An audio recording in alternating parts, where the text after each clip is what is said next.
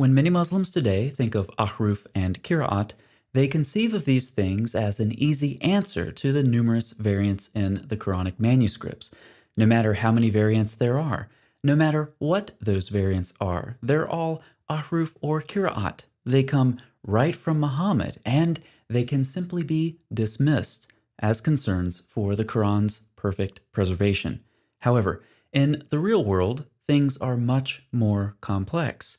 Things I've said before on this channel sound strikingly similar to what Muslim scholars are now publicly saying. And so when most Muslims encounter differences or variants within different Qurans, they'll simply wave them off as ahruf or qira'at. So let's talk about these two terms.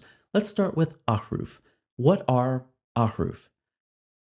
I have absolutely no idea, but neither do you. Likewise, on ahruf, Shabir Ali agreed, saying the meaning is uncertain. Now, I said ahruf previously, that's an Arabic word, and the singular is harf, which means letter. So it literally means 7 letters. But this word could also mean edge. The word harf could mean edge. So maybe it means 7 limits.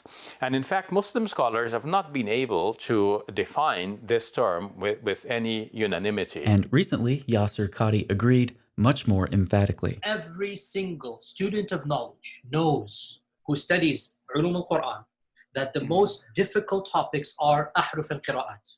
And the concept of ahruf and the reality of ahruf and the relationship of the Uthmanic Mus'haf with the ahruf and the preservation of the ahruf. Is it 1? Is it 3? Is it 7? And the relationship of the qira'at to the ahruf. This is not a joke, brothers and sisters. The issue of ahruf and qira'at caused confusion to somebody whom the Prophet ﷺ said, if you want to listen to the Quran directly, listen to Ubay. However, when I post videos on the preservation of the Quran and discuss these kinds of topics, citing Muslim sources, Muslims in the comment section are clearly disturbed.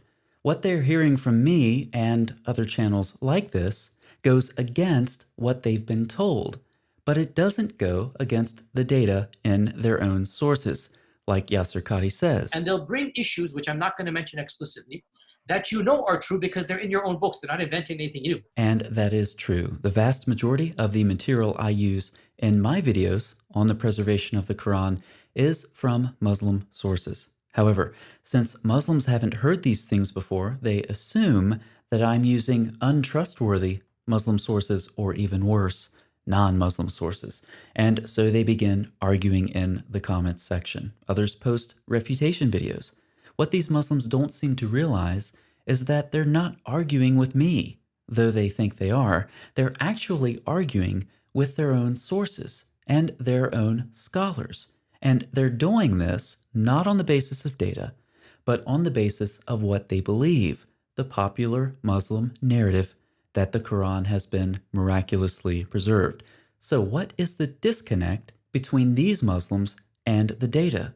Yasser Qadhi enlightens us. When you're the beginning student of knowledge, you're like, what is all of this going on here? When you go a little bit more, you learn to simply memorize what your teachers say and regurgitate it out. And you don't fully comprehend. When you do a deep dive is when things get very, very awkward and difficult. The vast majority of Muslims on my channel are in one of these two stages. They are simply confused, or they only know enough to repeat what they've been told. You learn to simply memorize what your teachers say and regurgitate it out. Most Muslims will not want to progress any further, because if they do, things get very, very awkward and difficult. So here's my advice to Muslims. Stop arguing with yourselves. You think you're refuting me. You think you're refuting channels like this.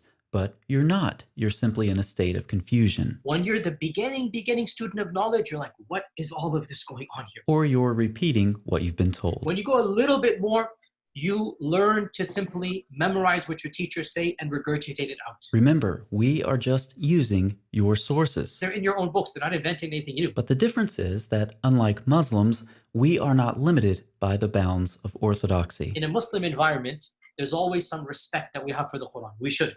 In a Muslim environment, we'll press a little bit and then we'll say, okay, khalas, sami'na wa ata'na. When you go to academia, they don't have that red line. What we're seeing now is the reaction of some Muslim leaders to their realization that facts about the preservation and transmission of the Quran are filtering down to popular level Muslims, and they can no longer be shielded by lies about miraculous preservation of the Muslim scriptures.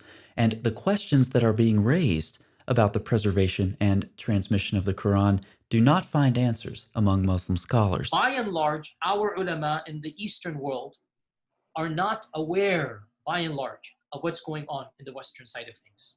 And they're not answering those questions in a manner that it needs to be answered. The lies about the perfect preservation of the Quran are being exposed, and sadly, Muslims have been kept so ignorant of the facts that when they hear them on channels like this, they start their refutations in the comment section, or they post videos on Muslim response channels, not even realizing what they're doing. Instead of arguing with me, they're actually arguing against Muslim scholars and the sources from their own religion, sources that many Muslim leaders have taught them to ignore or reinterpret to support the lie of the Quran's miraculous preservation. So Muslims, as the data continue to trickle down to the popular level, keep refuting my channel and others like it, but at least be informed enough to realize you're arguing with your own scholars.